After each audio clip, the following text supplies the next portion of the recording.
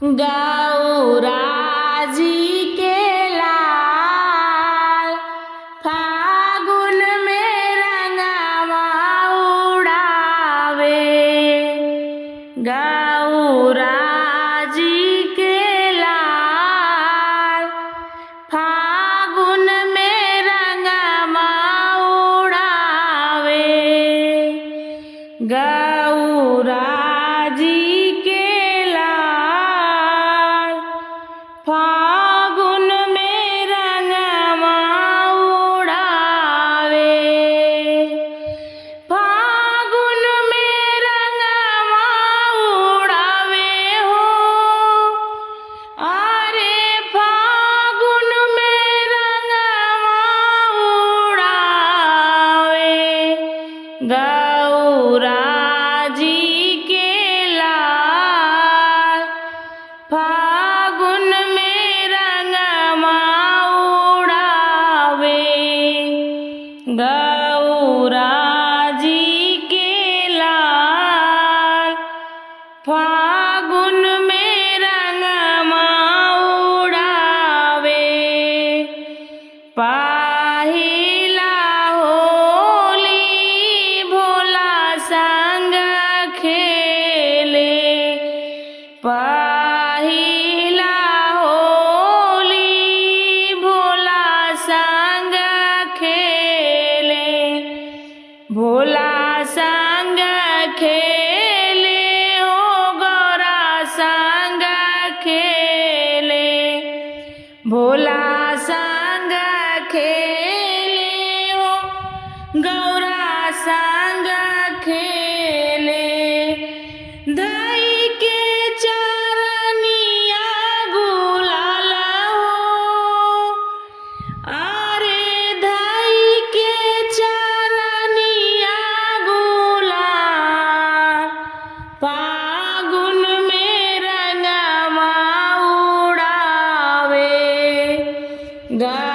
गौराजी के लाल फागुन में रंगवा उड़ावे।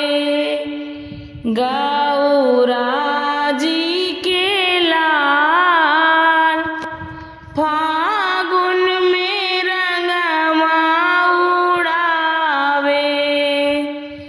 दूसरा होली कार्तिक भैया संग खेले। दूसरा होली कार्तिक संग खेले। भैया संग खेले हो, मोरवा संग खेले। भैया संग खेले हो, मोरवा संग खेले। दोनों भैया होई गईल लाल हो, अरे दोनों भैया भैले लाल लाल। फागुन में रंगवा उड़ावे। गौराजी के लाल फागुन में रंगवा उड़ावे। गौराजी के लाल फागुन में रंगवा उड़ावे। तीसरिया होली रिद्धि सिद्धि संग खेले। तीसरिया होली रिद्धि सिद्धि संग खेले। रिद्धि संग खेले हो, सिद्धि संग खेले। रिद्धि संग खेले हो, सिद्धि संग खेले। कोरी चुनरिया कैले लाल हो, अरे कोरी चुनरिया कैले लाल। फागुन में रंग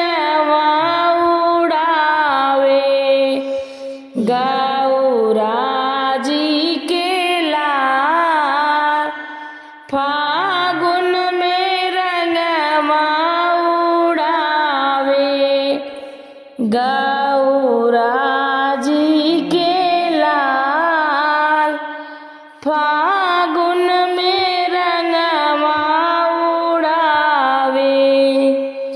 चौथिया होली चरचवा में खेले। चौथिया होली चरचवा में खेले। चरचा में खेले हो भक्तों संग खेले। चरचा में खेले हो भक्तों संग खेले। भक्तों पे दया बरसा के हो। अरे भक्तों पे दया बरसा के फागुन में रंगवा उड़ावे। गौरा जी के लाल फागुन में रंगवा उड़ावे। गौरा जी के लाल फागुन में रंगवा उड़ावे। फागुन में रंगवा उड़ावे हो।